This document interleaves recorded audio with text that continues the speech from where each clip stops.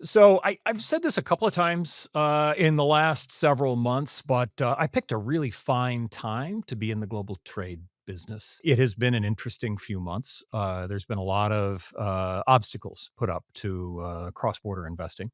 And here at AFIRE, a lot of the conversations have been about, well, how can we see the investability of the US market? How do we price these added risks, these added problems? And at the same time, let's look at how interesting real estate is becoming right now. The opportunities are becoming richer by the day. We seem to be at that point in the cycle where everyone keeps saying things about vintage and how this might be a good vintage year. And then when we start talking about some of our gateway markets, and in particular, our biggest gateway market, New York City, the conversation gets even more interesting and even more exciting. You are listening to the AFIRE podcast, real estate, technology, cross-border investing, and the opportunities of a changing world. Let's start a conversation now. So I'm very excited today to be talking with an old friend of AFIRE, Melissa Román Burch, who's the Chief Operating Officer at New York City Economic Development Corporation, to talk about perhaps some of the things we're going to be doing in September, but also to be talking about this exciting time, potentially, despite all the obstacles, despite the headlines. And really, now for the first time, I'm pretty excited about this. NYCEDC is collaborating with AFIRE to do a special event for international institutional capital that's focused on U.S. property investing before our meeting, September 9th. An entire morning, really a summit, if you will, of this institutional investor class. I'd love to hear from you, Melissa, what we can expect and why is this coming together the way it is? Gunnar, we're thrilled to be partnering with AFIRE for what will be the inaugural Invest NYC Summit on September 9th. We really thought as a government and as a city, it was critically important that we have a direct conversation and a direct line of communication with the partners, the investors, the capital providers, the major international institutions that will be working with us through the investment that is needed to really help to continue to see New York City grow and thrive.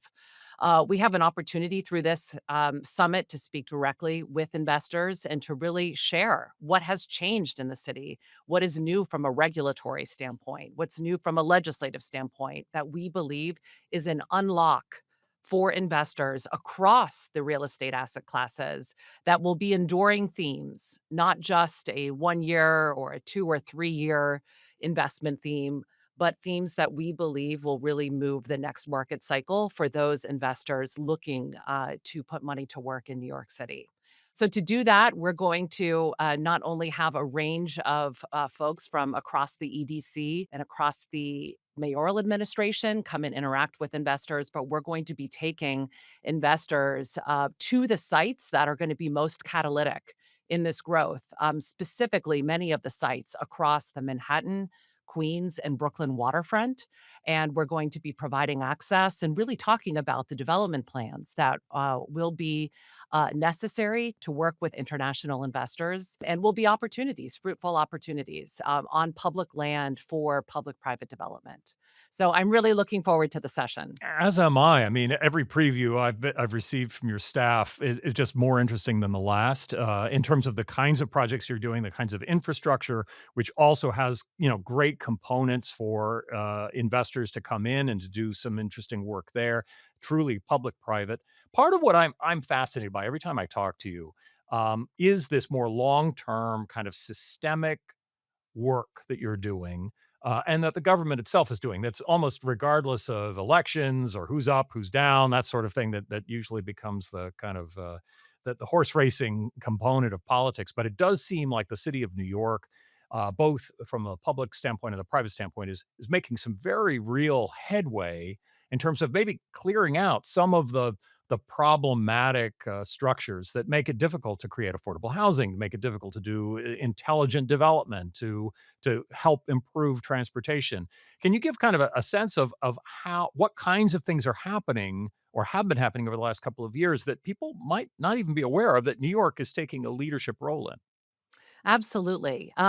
First, I think to unpack that question, we should really start with a touch point on some of the major economic and demographic indicators of where New York City is in this post COVID recovery and in this next cycle of growth. Mhm. So, maybe to touch quickly on that, because this is a critical part of any investment thesis in the city. We have the most number of jobs in the history of New York ever. 4.8 million jobs in the city. So we are at or continue to hover around all-time highs for private sector employment and are significantly above pre-COVID levels. Not only are we at these levels for jobs, but also in population, New York City is growing again. And regarding population, over the last 2 years, we've had about 87,000 new people, net new growth of population within the city. So this marks really 2 consecutive years of population growth after a period of declining population during the pandemic. Mhm. So all 5 boroughs are experiencing this growth, though it has been most pronounced in Manhattan. And finally, we really are a top destination for talent across the US. Mhm. Young people continue to flock to the city, with over 500,000 recent graduates moving to New York since 2021, joining an equal number of people, an equal number of students actually in colleges and universities that are New York City based universities. Mhm. So that's a million highly educated young people who tend to stay in New York for 10 years or longer, fueling our industries, starting new businesses, and enlivening our streets.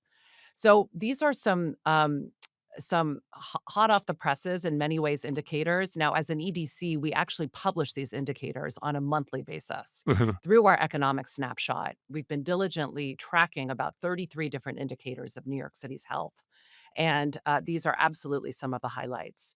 Well, when I hear those numbers, and it's really exciting and counter to, I think, conventional wisdom about where cities are and where New York is at this point, a few years out from COVID. So it is surprising to the positive. But the concern then becomes, where are you going to put them? Where are these people living? How are these young people that, in great part, they're wonderful, dynamic, but they're not certainly pulling down seven-figure incomes the first day out on the job market. How are they able to live? How are they finding places to live? How are we providing for that? Given that there's an incredible shortage across the world, but certainly in the United States, of housing units. How is New York addressing that? Housing is the critical issue facing the city and, to be honest, many cities globally and nationally. Mhm. I think 2024 in many ways is going to be an inflection point for the housing supply capacity conversation in New York City. And there's 5 real reasons why that is the case. And I want to share those quickly with you in this group. Um, First, for context, just to understand the intensity of this crisis, the vacancy rate in New York City is 1.4%. This is the lowest vacancy rate on record in the city since 1968, since we first started tracking this. So the level of crisis is severe.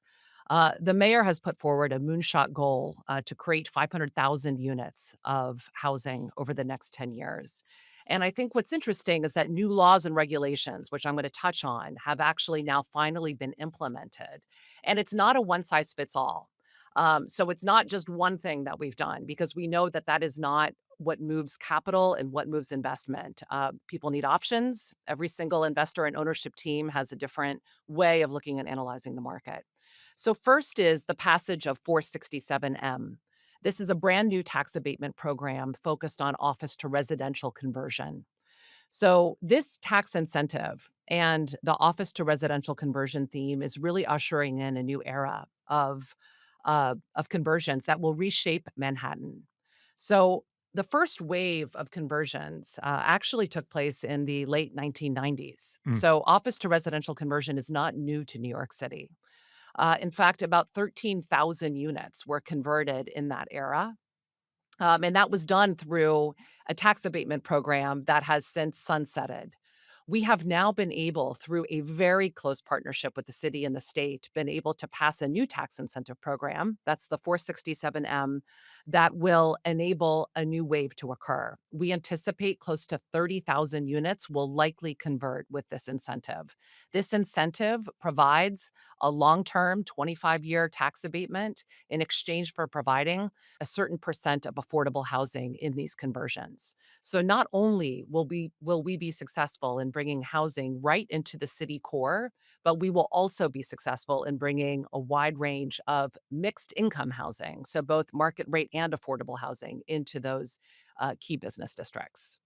The second is not only did we pass office to residential conversion, but we now have a successor program to 421A, which is called 485X.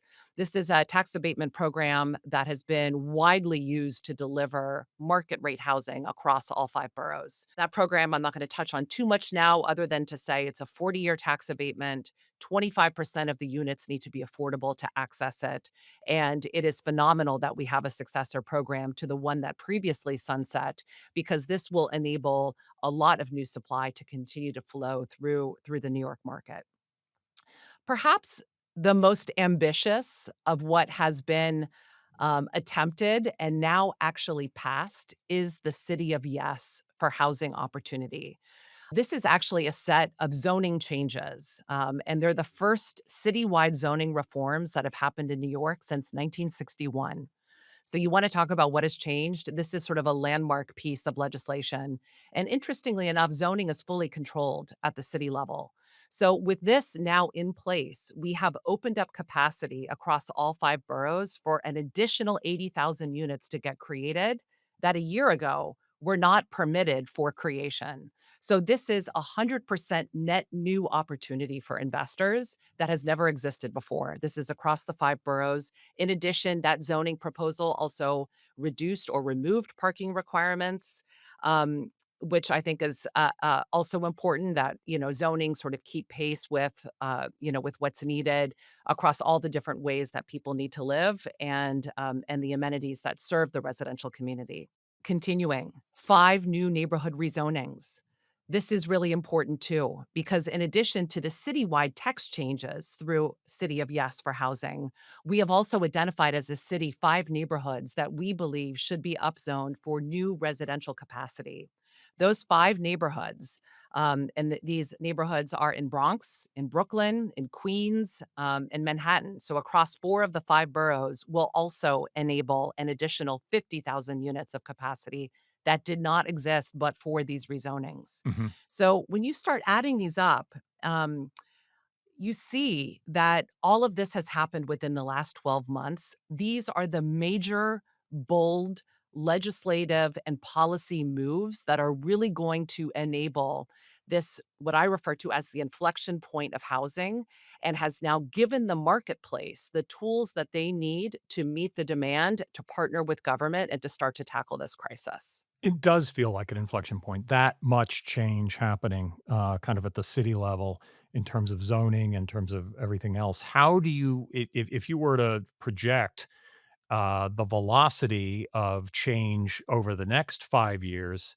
what kind of housing level increases do you think we're gonna see as this happens over the next couple of years? I mean, how quickly do you think this will have an impact? Well, I think as with anything in new construction, there is a life cycle to new construction and development. So there's a pre-development phase, a planning phase, a financing phase, a permitting phase.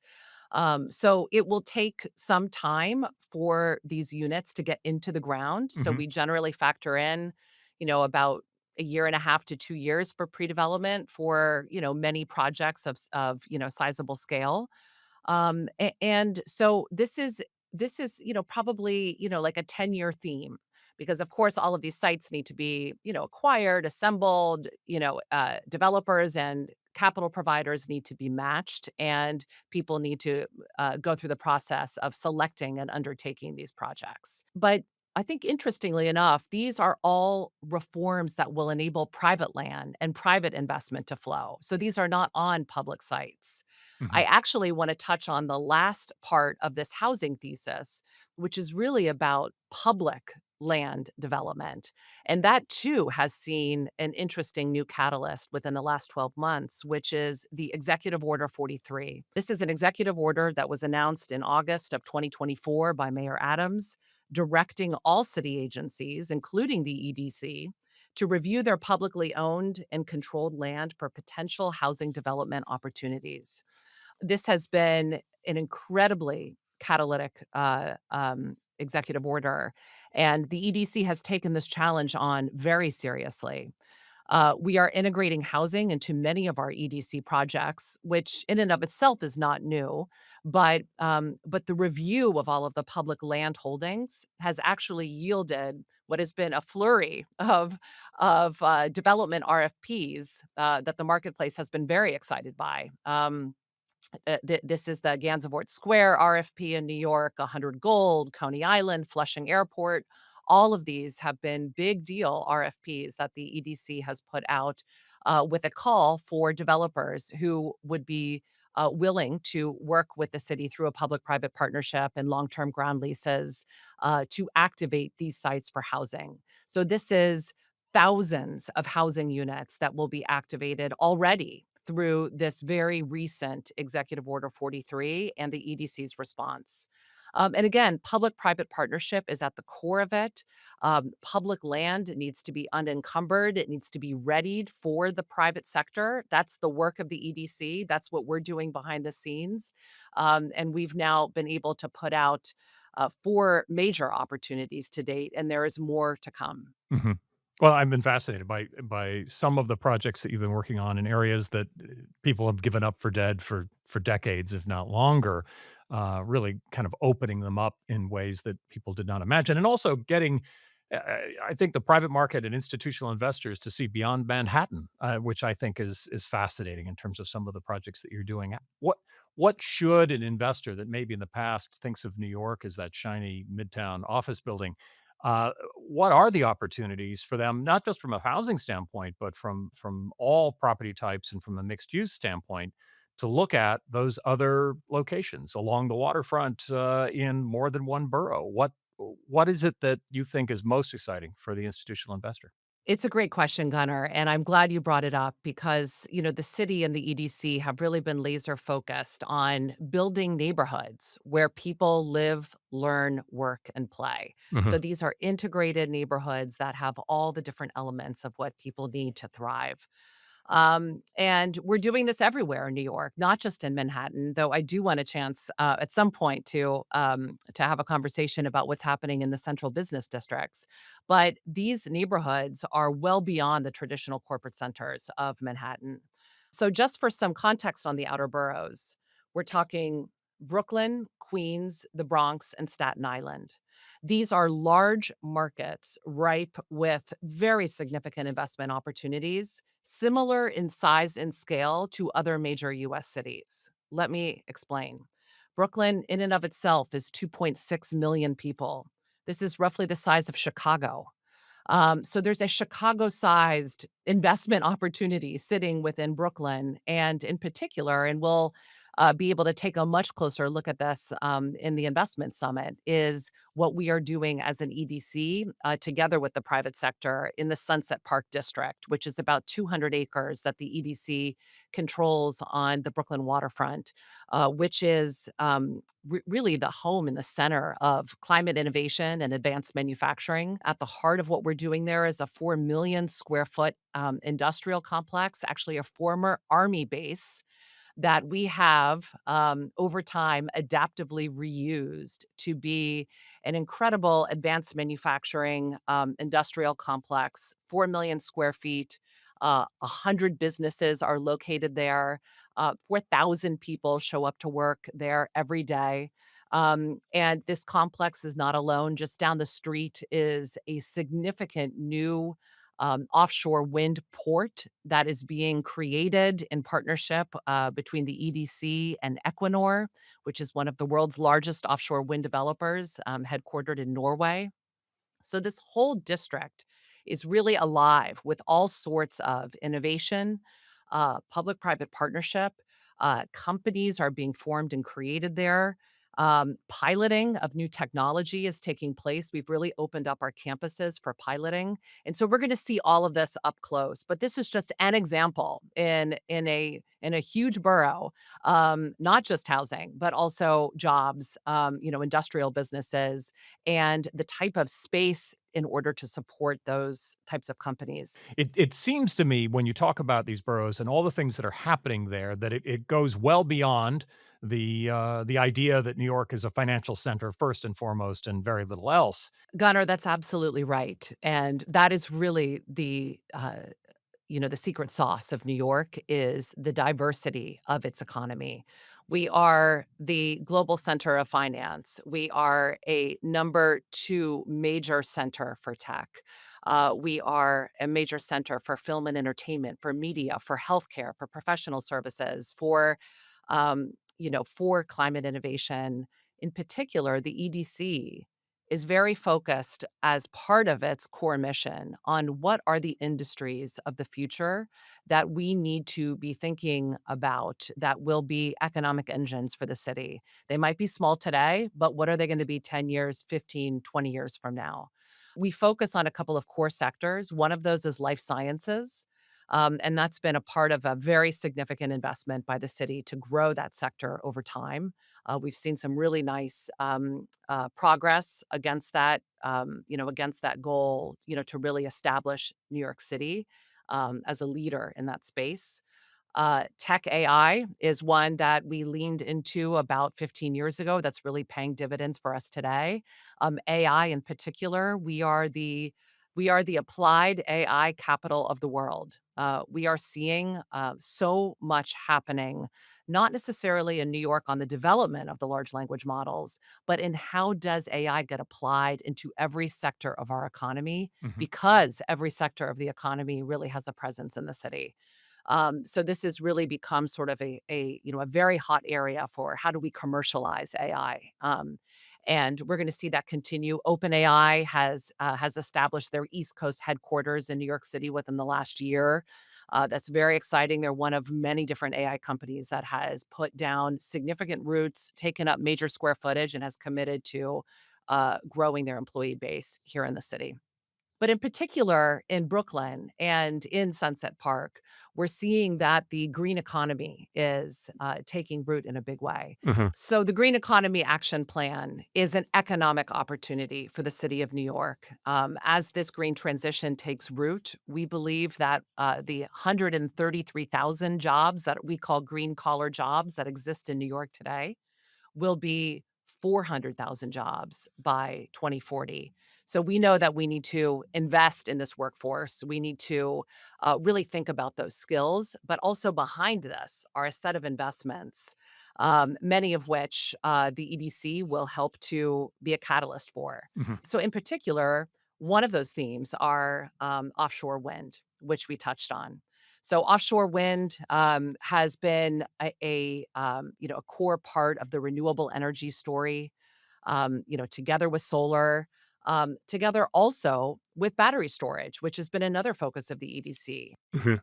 Actually, battery storage is really critical because it helps to stabilize the grid by responding to fluctuations in energy supply and demand.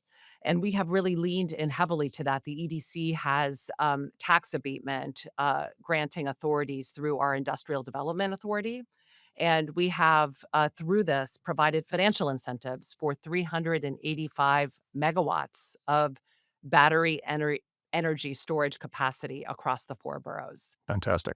So that's just another example of how the green economy is an enduring theme, and that locations outside of Manhattan are really at the center and the core of where these industries are taking root. One thing that comes up all the time when people talk about cities like New York that are so big to begin with, it sounds like Brooklyn is Chicago, so I assume the other boroughs also are relatively large as well.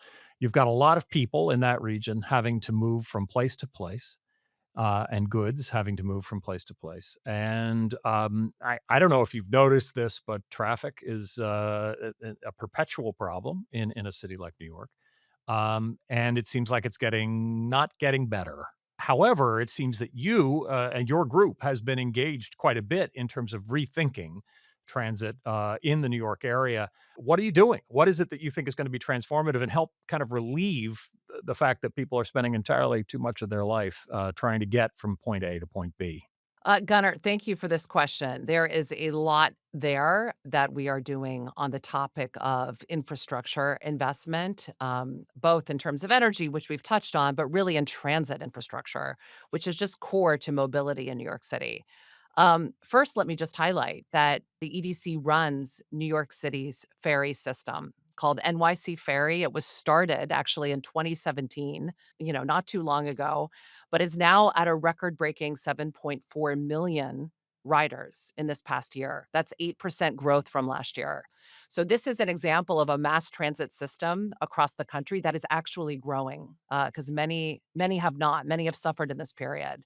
But this system is 25 landings, 38 vessels. It spans all 5 boroughs.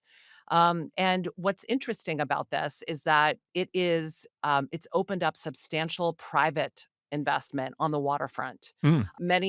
All of these landings are on the waterfront. This is obviously a water-based transit system, and it's connecting residents to job centers in neighborhoods in New York City that are really unserved by subways. So people living on the Brooklyn, Queens, and Bronx waterfront are now a a very short ferry ride to 34th Street in Midtown, to Pier 11, on Wall Street in Lower Manhattan. These are important job centers. We are connecting people to their jobs and making it easier to get to work, which is an important part of making the city more livable. Yeah.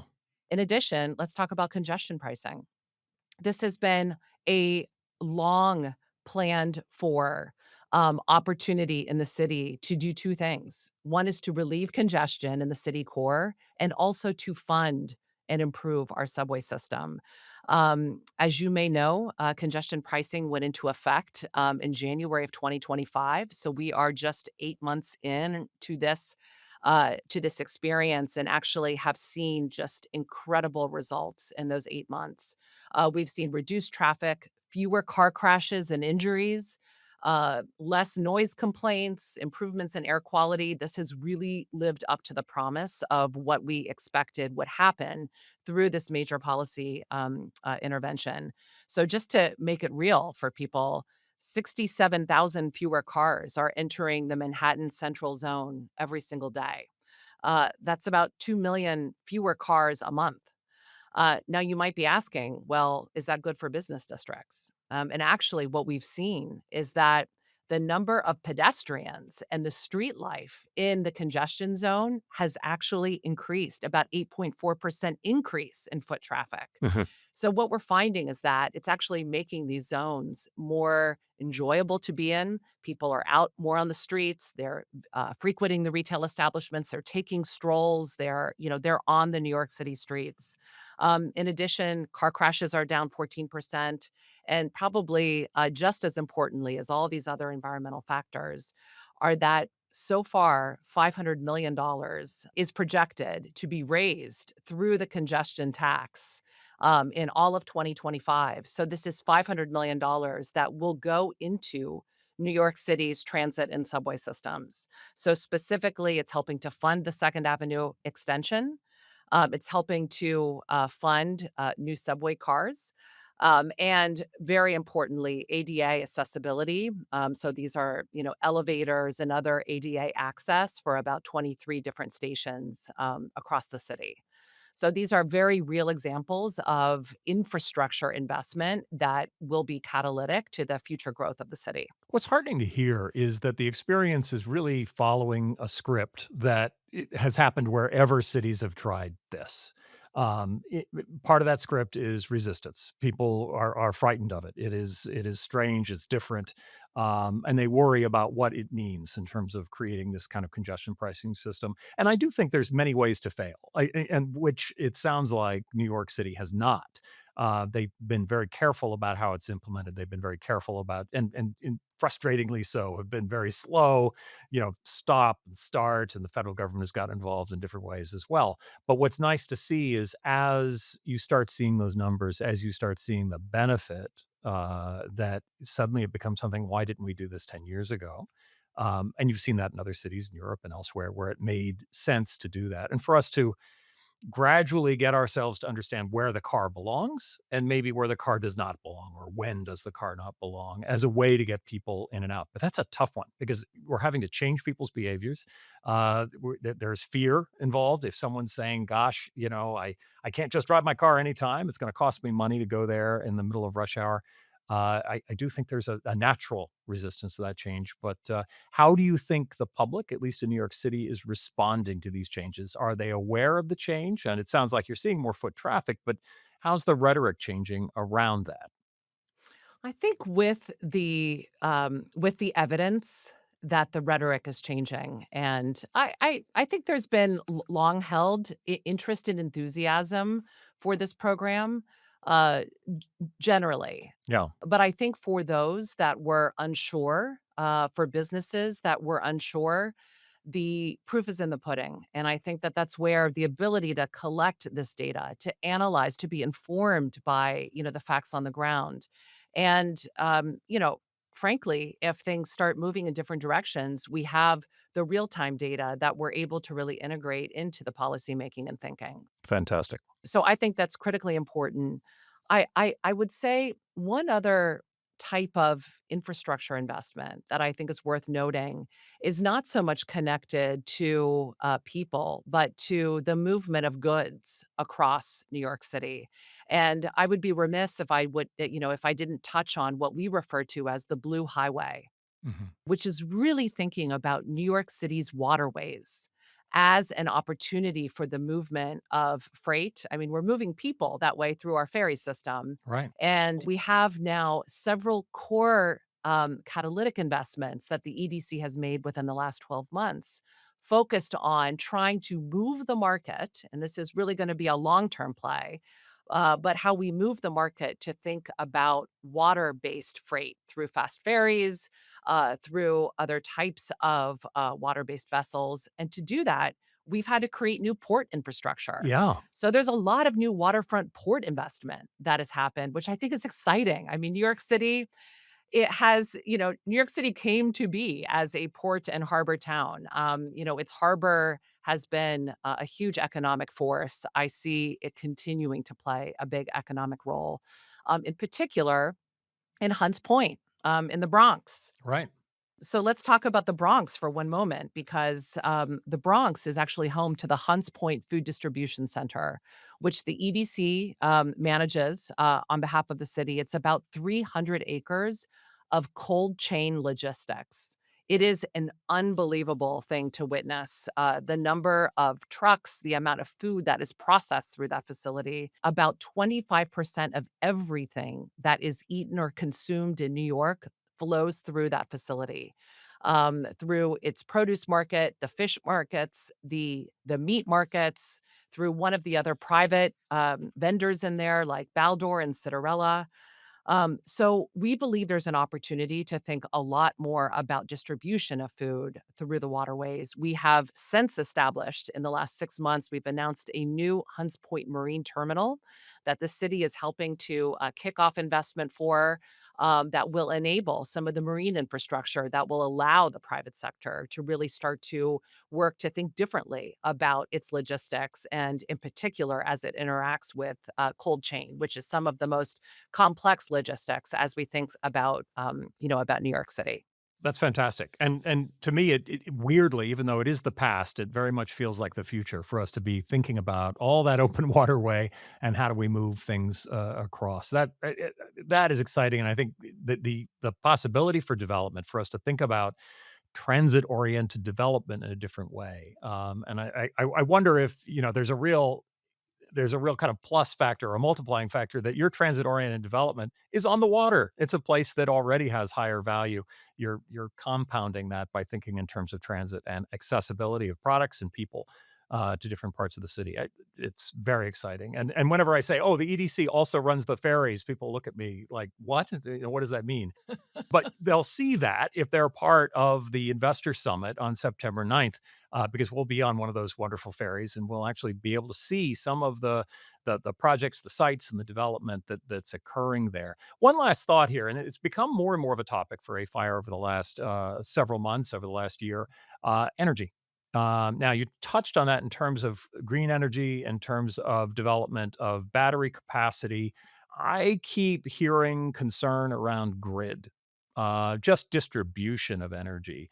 Are you seeing anything in that area that you think would be valuable for people to think about in terms of just the distribution, the reliable distribution of electricity as the city is electrifying more and more, as we're trying to get rid of boilers, etc. What do you see happening there, and do you think it'll have an impact one way or the other in terms of investors? Well, these battery storage investments are critical in strengthening the grid. So they are a hand in hand partner Okay. with the grid, which is why I bring them up. In addition, the offshore wind port, one component of it is actually a brand new interconnection facility. Mm. So effectively, a new substation, which will again help handle that that electrical capacity.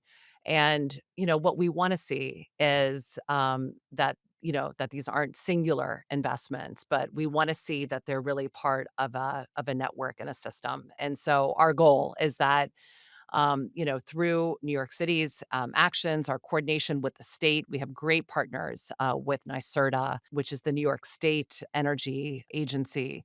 We would like to create a network. Actually, we're doing that really through some of our EV investments as well. So we have been leaning into electrical vehicle charging.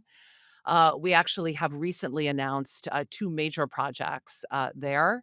One is focused on freight and fleet charging, actually connected to the Hunts Point Food Distribution Center, which we just spoke about. Mhm. We had a recent announcement with MN8, which is a significant infrastructure player in the EV charging, battery storage, and solar space. They see a big opportunity, and we have another site near the JFK airports that will be for car charging. It's going to be the largest car charging facility that's been created yet in New York City, though I want to outdo ourselves each time. This one is going to be 65 fast chargers once it opens, and we want to see that continue to grow. So that's part of the think about public land and what are the opportunities to use public land to be catalytic. We obviously want to solve housing on a lot of public land, but not every site is a housing site. Right. Right. And so there are other types of industries and uses that we believe are sort of long-term investments in New York City's competitiveness. It is so refreshing to sit down and hear about what people are doing about it. I mean, I think we spent a lot of time talking about what the issues are, and there's plenty of issues when we think about the urban landscape in the United States, not just in New York, but elsewhere. But what do you do about it? And are you gonna solve the whole problem tomorrow? Unlikely. It's gonna take some time, and part of how you get there is by working on all the different components and looking at it as a network.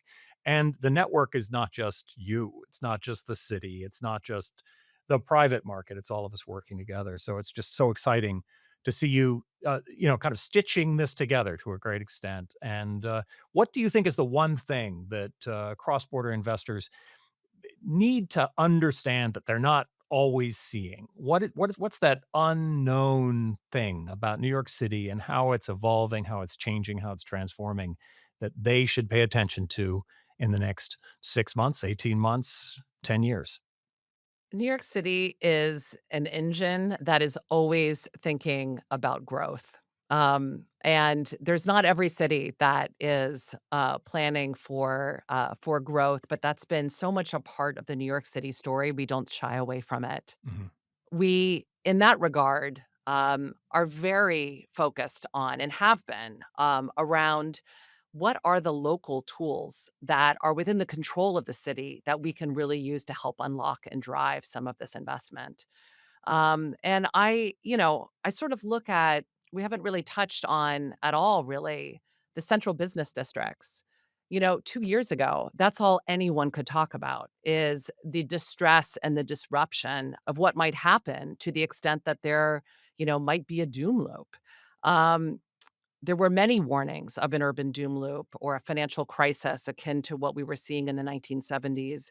And I'm proud to say that, those calls were incorrect. Mhm. And they were not incorrect, because of anything other than taking smart planning and bold action. And that's what you get from New York City. Uh-huh. You get really bold action. And these actions have now really turned the picture around within our central business districts. We have now declining office vacancy. Um, our vacancy rate is down to 14.3%, up at a high that was over 15%. So it's not mission accomplished, but it is absolutely moving in the right direction. Right. We've seen 47 million square feet of office space leases happen within the last 4 quarters. These are now back at these are the strongest since the pre-COVID levels. We see return to office. Stabilizing and the theme of A plus space and the need to actually create A plus trophy space, which Gunnar, you and I spoke about in January when we were talking about what are going to be the most surprising things about 2025. And I said we might be running out of trophy office space, and I'm actually really happy to share with you and your listeners that within the last 90 days, we've had two major announcements that new ground up trophy Manhattan office skyscrapers have broken ground, which is incredible because it really speaks to the demand and the desire for that high quality space and that the market need is not yet fully met. Absolutely.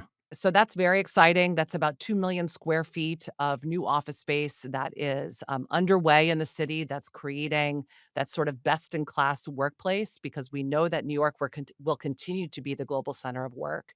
We know that our competitiveness is core to what makes, it's that drive, that engine of the city.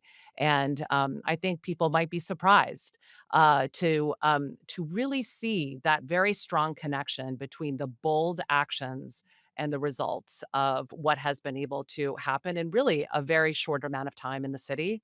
And we think that, the momentum is on our side and going in the right direction. Well, that is fantastic. There's a lot to see, a lot to focus on in New York City. We're going to see a bit of it on September 9th for the AFIRE and EDC Investor Summit. I think it's going to be a very exciting morning. We're going to learn a lot. And I would encourage institutional investors to make sure on your contact list is someone at the EDC. There is so much going on there right now worth talking about, worth learning about. So thank you so much. We've been speaking with Melissa Román Burch, who's the COO of the EDC. Thank you for joining me on the AFIRE podcast. Thank you, Gunnar. You have been listening to the AFIRE podcast. Remember to subscribe on your favorite podcast subscription service, such as Apple, Spotify, Google, Stitchers, and others. AFIRE is not engaged in providing tax, accounting, or legal advice. No content in this podcast is to be construed as a recommendation to buy or sell any asset. Some information included has been obtained from third-party sources considered to be reliable, though AFIRE is not responsible for guaranteeing the accuracy of third-party information. The opinions expressed are those of its respective contributors and sources, and do not necessarily reflect those of AFIRE.